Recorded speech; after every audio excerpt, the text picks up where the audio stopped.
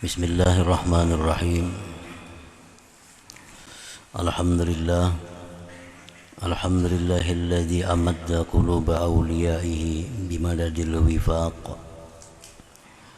wa saqahum min ladhidhi munajatihi syaraban azqal madhaq wa rafa'a qadrahum fa'ala dhikruhum bid-dini wafaq. أشهد أن لا إله إلا الله وحده لا شريك له ولا منازع ولا مشاق وأشهد أن سيدنا محمدا عبده ورسوله أفضل الخلق على الإطلاق. اللهم صل وسلم على سيدنا محمد أسبق الناس إلى الجهاد والإنفاق وعلى آله وصحبه وذريته وأتباعه إلى يوم الانشقاق. أما بعد. المحترمون والمكرمون hadratul habaib wal ulama, muhibbin, hadirin hadirat yang dirahmati Allah.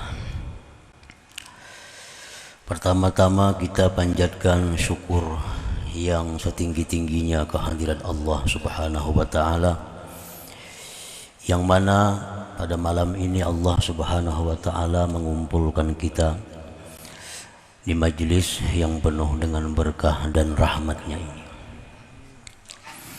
Salawat dan salam keharibaan junjungan kita Rasulullah Nabi besar Muhammad sallallahu alaihi wasallam dan seluruh keluarga, para sahabat, zurriyat dan pengikut beliau ila yaumil qiyamah. Para muhibbin rahimakumullah, al-hikmatul ashirah ba'dal mi'ah min al-hikamil ataiyah. Qala al-imam Ahmad ibnu Athaillah Sakandari rahimahullah wa nafa'ana bi'ulumihi wa asrarih. Hikmah yang ke-110 dari Al-Hikam, berkata pengarangnya Imam Ahmad bin Athaillah Sakandari rahimahullah, wurudul amdad bihasabil isti'dad wa syurukul anwar ala hasabi safail asrar, yang artinya bermula datangnya bantuan-bantuan,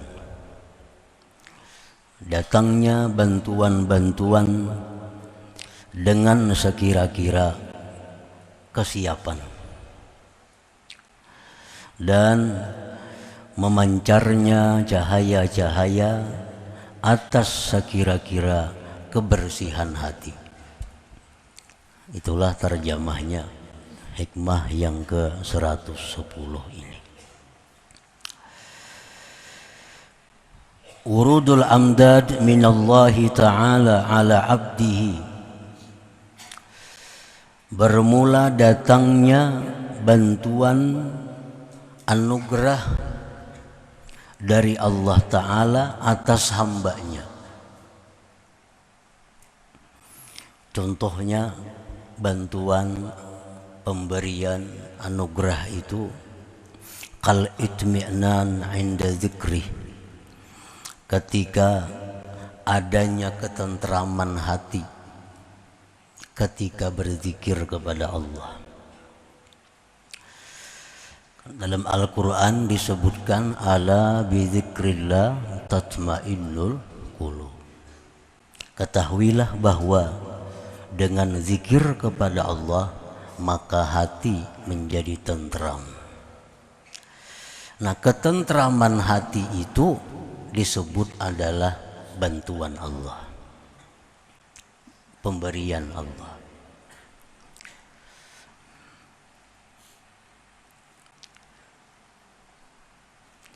Wa musyahadati fi'lihi inda ru'yati syai'in min khalqih. Contohnya lagi seperti menyaksikan hatinya perbuatan Allah ketika melihat sesuatu daripada makhluknya. Kalau kita melihat sesuatu daripada makhluk, lalu hati kita ingat bahwa itu ciptaan Allah.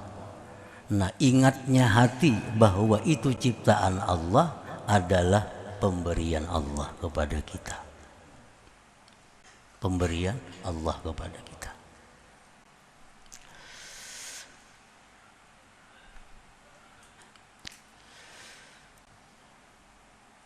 Datangnya bantuan pemberian dari Allah Ta'ala atas hambanya itu dengan sekira-kira kesiapan seorang hamba.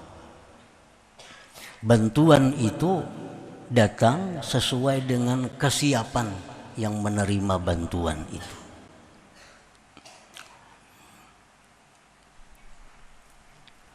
Bagaimana kesiapan menerima bantuan itu? Bitakhliyati qalbihi wa tathhirihi anis sifatil mazmumah wa tahliyatihi bis sifatil mahmudah. Dengan membersihkan hati dari sifat-sifat yang tercela dan menghiasi hati dengan sifat terpuji. Nah, itu kesiapan hati. Apabila hati kita bersih dari sifat yang tercela, hati kita berisi, berpakaian, berhias dengan sifat mulia, maka bantuan Allah tadi akan datang kepada kita karena keadaan kita siap menerima bantuan Allah tadi. Walidzalika qil, oleh karena itu dikatakan, khalli qalbak anil awsafiz zamimah wa hallih bis sifatil hamidah namla'hu bil ma'rifati wal musyahadah. Bersihkanlah hatimu dari akhlak yang tercela, lalu hiasi hati dengan akhlak terpuji, niscaya kami penuhi hati kamu dengan ma'rifah dan musyahadah. Nah, para muhibbin rahimakumullah. Pakam min zakirin la yatma'in. Berapa banyak orang yang berzikir kepada Allah tapi tidak menerima, tidak merasakan ketenangan. Banyak orang yang berzikir tetapi zikirnya itu tidak mendatangkan ketentraman hati. Padahal Al-Quran menyatakan bahwa zikir itu menenteramkan hati. Tapi kenapa kita berzikir hati kada tentram? Nah, fakam min zakirin la yatma'in.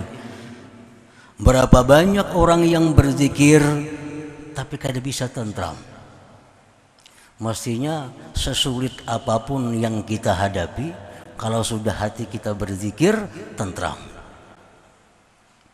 Semarah apapun kita terhadap seseorang, kalau sudah kita berzikir, mestinya tentram. Nah, kenapa kada tentram? Zikir sudah ribuan sehari, tapi kada membawa ketentraman. Bantuan Allah itu tidak datang. Madad ilahi tidak datang. Wa kam min zakirin la yusyahid. Berapa banyak orang yang berzikir tapi tidak bisa musyahadah.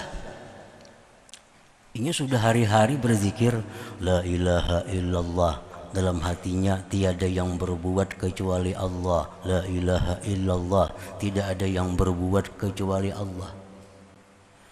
Tapi pada kenyataannya melihat kejadian-kejadian lupa kepada Allah. Melihat sesuatu lupa kepada Allah. Tapi bila waktu berzikir, la ilaha illallah, tiada yang berbuat kecuali Allah, tidak ada ciptaan kecuali ciptaan Allah. Nah, sudah melihat kenyataannya lupa kepada Allah. Fala illata lidzalik, maka tidak ada sebab yang demikian illa li'adami safai qalbi, karena tiada bersihnya hati minal awsafiz zamimah, daripada sifat yang tercela, wa adam ittisafi qalbihi, dan karena tiada bersifat hatinya bisifatil hamidah, dengan sifat-sifat yang terpuji. Itu sebabnya. Sekalinya itu sebabnya kenapa zikir itu kadang membawa ketentraman. Ternyata hati orang yang berzikir itu masih dipenuhi dengan sifat yang tercela. Nah, kenapa zikir yang dibaca sehari ribuan kali, tapi begitu keluar rumah sudah lupa kepada Allah? Ternyata hati orang berzikir itu masih dipenuhi dengan sifat-sifat yang tercela.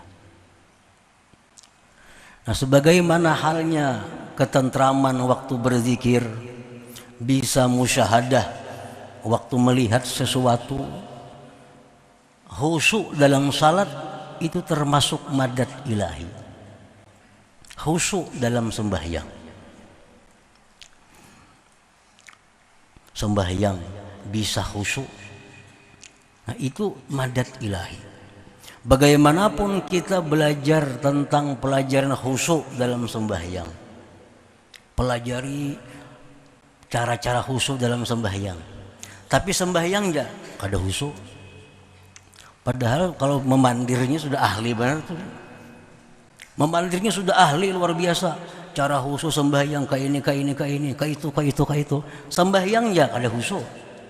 Karena khusyuk ini adalah madadun ilahi, ini pemberian Allah yang Allah berikan kepada orang yang siap untuk itu, yaitu orang yang hatinya bersih dari sifat yang tercela.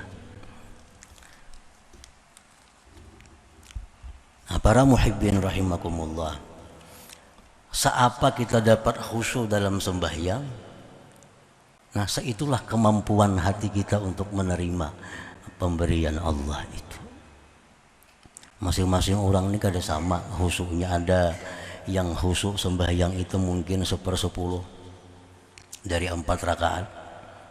Ada yang khusyuknya cuma sekian persen. Ada yang khusyuknya cuma 1%. Nah, ini khusyuk ini pemberian Allah. Allah berikan kepada orang yang siap menerimanya itu. Siapa yang siap itu? Orang-orang yang hatinya bersih daripada sifat-sifat yang tercela itu. Nah, para muhibbin rahimakumullah, wasifatul mazmumah al-mani'atu liwurudil amdad, bermula sifat-sifat yang tercela yang mencegah datangnya bantuan Allah tadi. Kal kibri, seperti sifat sombong. Nah, sifat sombong. Bagaimana sombong itu? Seperti merasa bahwa dirinya itu lebih takwa dari orang lain. Dirinya itu lebih mulia dari orang lain. Dirinya itu lebih bersih dari orang lain. Nah, bila ada hati kita perasaan seperti itu, maka itu namanya kibir. Dan ini mencegah datangnya bantuan Allah tadi kepada hati kita. Jadi jangan sekali-kali kita merasa bahwa diri kita ini lebih baik, lebih mulia dari siapapun, walaupun dari orang kafir. Walaupun dari orang kafir. Jangan merasa bahwa diri kita ini lebih baik, lebih mulia di sisi Allah. Kenapa sebabnya? Karena akhir kita hanya Allah yang tahu. Akhir si kafir tadi Allah yang tahu. Barangkali kita hendak mati, kita jadi kafir, inya jadi Islam, kan kada tahu lagi.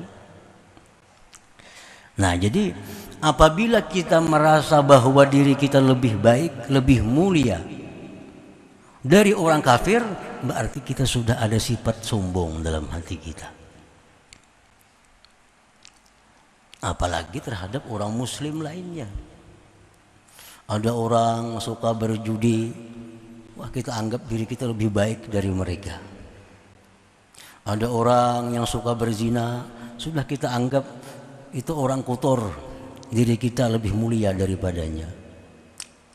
Ada melihat orang ahli maksiat, hati kita sudah bicara bahwa kita lebih mulia daripadanya.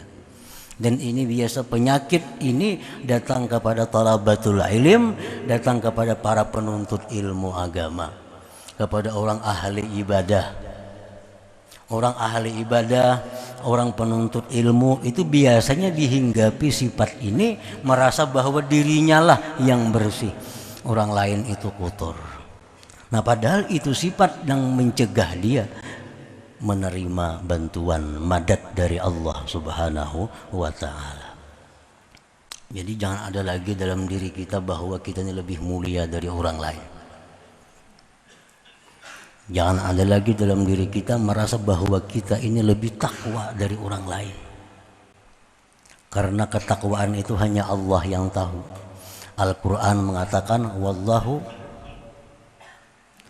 ya'lamu man ittaqa. Allah mengetahui dengan orang yang takwa. Kita kada tahu. Jangan ada dalam hati kita merasa bahwa kita lebih takwa walaupun dari penjudi. Jangan ada dalam hati kita merasa lebih takwa walaupun dari ahli zina. Karena barangkali dia hanya zina dosanya, sedangkan kita macam-macam dosa. Ada ria, ada sombong, ada dengki. Nah, kita kada tahu itu. Jangan ada lagi perasaan bahwa diri kita lebih mulia dari siapa juga pun. Nah, ini bila sudah demikian, kibir sombong itu hilang dari hati kita. Dan ini membuka untuk menerima madad ilahi, bantuan dari Allah tadi. Sehingga kita berzikir tentram hati. Kita membaca Quran tentram hati, sembahyang lebih khusyuk. Kita berzikir bisa musyahadah kepada Allah kalau sudah pencegahnya ini hilang dari hati kita. Nah, para muhibbin rahimakumullah. Qala Allah Ta'ala, firman Allah Ta'ala, sa'asrifu an ayati alladzina yatakabbaruna fil ardi bighairil haqq. Allah menyatakan, selagi aku palingkan ayat-ayatku terhadap orang yang berlaku sombong di muka bumi. Jadi artinya orang yang dalam hatinya itu ada kesombongan, itu dipalingkan Allah daripada bantuan Allah Subhanahu wa ta'ala. Berupa khusyuk, berupa nikmatnya ibadah, berupa musyahadah. Nah, itu dipalingkan oleh Allah terhadap orang-orang yang sombong tadi. Wa qala ta'ala, firman Allah Ta'ala, kadzalika yatba'ullah ala kulli qalbi mutakabbirin jabbar. Seperti demikianlah Allah mengunci. Allah mengunci, mematri atas hati, atas tiap-tiap hati orang yang sombong. Orang yang sombong itu dikunci Allah hatinya, sehingga kada akan bisa menerima bantuan. Ilmu bertambah, manfaatnya tetap kada dapat. Orang yang sombong, rajin nuntut ilmu, wawasan ilmunya bertambah. Dulunya kada tahu ini haram, tahu sekarang haram. Ini boleh, boleh. Ilmunya bertambah, tapi manfaat ilmu kada didapatnya. Karena hatinya dikunci oleh Allah Subhanahu wa ta'ala. Nah, tadi kadzalika yatba'ullah ala kulli qalbi mutakabbirin jabbar. Wa qala ta'ala, dan firman Allah, innahu la yuhibbul mustakbirin. Allah tidak cinta kepada orang yang sombong itu. Kalau Tuhan kada cinta, jelas Tuhan kada akan memberi bantuan-bantuan, anugerah-anugerah tadi. Nah, para muhibbin rahimakumullah, jadi satu contoh sifat yang tercela yang mencegah datangnya bantuan Allah kepada kita adalah kesombongan. Nah, jadi kenapa kita berzikir kada tentram, kenapa kita sembahyang kada bisa khusyuk, padahal berapa kali sudah ikut pelatihan salat khusyuk, kada mau khusyuk, bertambah kada khusyuk.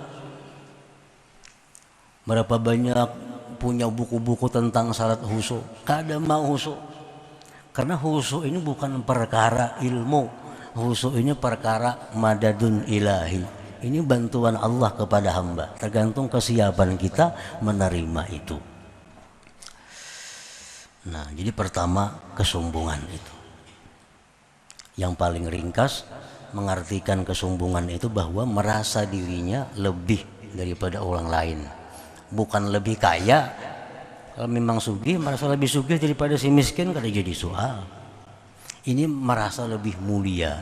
Nah, merasa lebih takwa, merasa lebih bersih. Nah, ini yang dimaksud dengan kesombongan itu. Kalau orang merasa dirinya bungas pada orang lain, kalau bujur-bujur bungas ya kada jadi masalah. Itu lain sombong artinya. Membungas orangnya, dalam hatinya bungas kepada itu, nah kada jadi soal, memangnya bungas. Ini perkara zahir. Nya bisi duit 1 triliun. Nang saya kong ini 1 miliar. Akhirnya sugih aku pada itu. Kada jadi soal, tuh bujur aja itu. Yang dimaksud sombong ini adalah urusan yang dia tidak tahu. Seperti merasa lebih takwa, merasa lebih diperhatikan Allah, merasa dirinya suci. Nah, ini kesombongan itu. Nah, para muhibbin rahimakumullah. Yang kedua, yang mencegah datangnya madad ilahi tadi adalah wahubbud dunia, mencintai dunia. Mencintai dunia. Apa itu dunia? Yang bila kita cinta kepadanya menutup bantuan Allah. Nah, dunia itu artinya adalah sesuatu yang membuat kita sengsara di akhirat. Itu dunia. Nah, sesuatu yang membuat kita sengsara di akhirat, itulah dunia. Apabila kita mencintai sesuatu yang membuat kita sengsara di akhirat, apapun sesuatu itu, nah maka itu mencegah datangnya madad ilahi tadi. Seperti mencintai kemaksiatan, mencintai barang-barang yang membawa kepada kemaksiatan. Nah, ini dunia.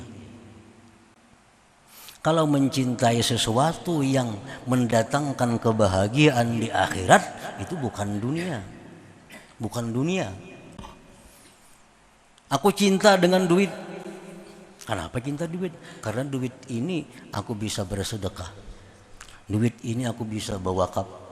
Duit ini aku bisa memberikan ini untuk kebaikan, untuk jalan Allah Subhanahu wa ta'ala. Maka duit seperti itu bukan dunia.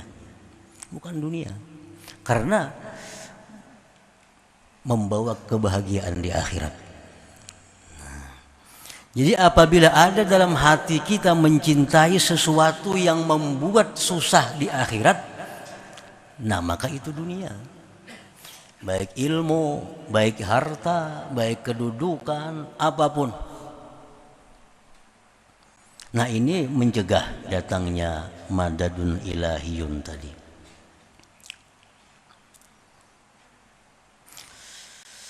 Rasulullah sallallahu alaihi wasallam bersabda, ad-dunya mal'unah. Ujar Nabi, dunia itu dilaknat. Dunia itu dilaknat. Artinya sesuatu yang membawa kesengsaraan di akhirat itu dilaknat Allah. Sesuatu yang membawa kepada kesusahan di akhirat itu dilaknat Allah. Bila kita mencintai sesuatu yang dilaknat oleh Allah, nah logikanya kan jelas. Kita mencintai sesuatu yang dilaknat oleh Allah, jelas Allah akan marah kepada kita. Kalau Allah marah, tentu bantuan akan berhenti. Yang dulunya khusyuk bisa hilang khusyuknya. Yang dulu ada kenikmatan dalam baca Quran bisa hilang kenikmatannya. Yang dulunya senang, lezat waktu sujud, sekarang bisa hilang lezatnya. Karena kita mencintai sesuatu yang dilaknat oleh Allah Subhanahu wa ta'ala. Nah, para muhibbin rahimakumullah. Di antaranya lagi sifat-sifat yang mencegah datangnya bantuan itu adalah al-hikdu. Dendam. Nah, menyimpan kemarahan kepada seseorang. Ini lawannya maaf. Lawannya maaf. Menyimpan kemarahan kepada seseorang. Dendam. Kenapa sifat dendam ini mencegah datangnya bantuan Allah tadi? Rasulullah menyatakan al-mu'min laisa bihaqud. Ujar Nabi, orang beriman itu kada mau dendam. Orang beriman itu kada pendendam. Nah, kalau inya dendam berarti kada beriman. Orang kada beriman maulah dapat khusyuk sembahyang, maulah dapat lezat ibadah, maulah dapat musyahadah menyaksikan Allah, kada akan bisa.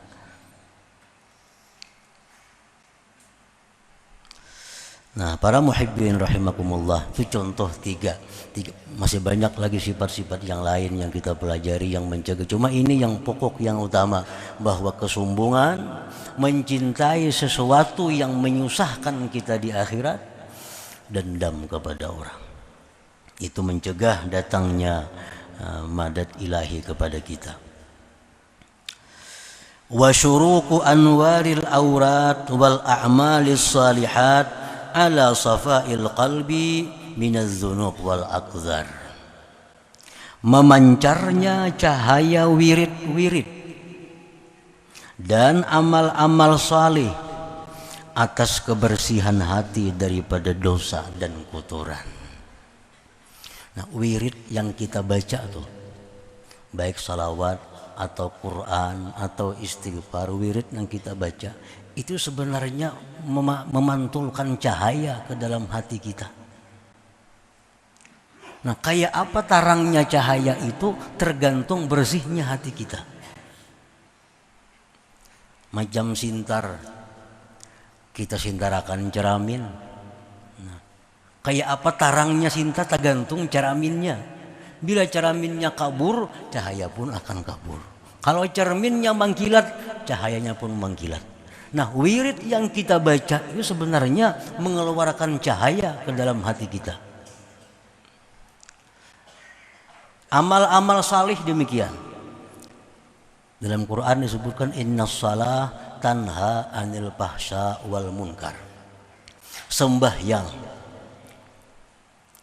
itu memancarkan cahaya ke dalam hati. Dengan cahaya itu maka tertegah berbuat kejahatan. Nah, itu cahaya sembahyang. Jadi sembahyang itu mengeluarkan cahaya sebenarnya yang menyinari hati. Nah, bila hati kita ini bersih, hati kita menerima cahaya itu, maka cahaya itu bisa mencegah anggota kita daripada berbuat kemungkaran.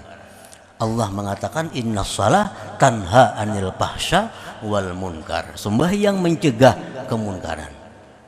Nah, kalau orang sembahyangnya rajin, maksiatnya rajin, berarti cahaya sembahyang ini kada tembus ke dalam hatinya. Kada tembus. Andai kata cahaya itu bersinar ke dalam hati, maka pasti orang ini akan jauh dari kemunkaran. Nah, jadi memancarnya cahaya wirid, cahaya amal-amal salih itu tergantung kepada kebersihan hati kita masing-masing. Makin bersih hati kita, maka makin banyak menyerap cahaya zikir dan cahaya amal salih tadi. Nah, para muhibbin rahimakumullah. Nah, selanjutnya hikmah yang ke-111. Mudah-mudahan Allah Subhanahu wa taala memberikan kita kemudahan, memberikan taufik hidayah agar bisa mengamalkan ilmu yang diberikannya. Ila hadratin Nabi sallallahu alaihi wasallam. Al-Fatihah. A'udzu minasyaitonir rajim. Bismillahirrahmanirrahim. Iyyaka na'budu wa iyyaka nasta'in.